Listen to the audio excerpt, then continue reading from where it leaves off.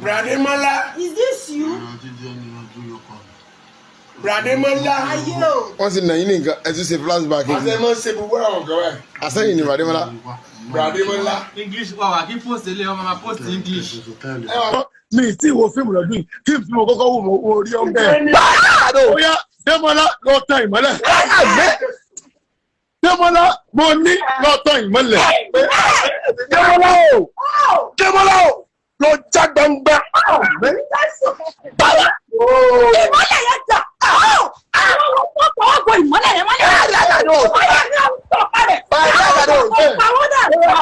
Demola, no so. Number 1 cinema.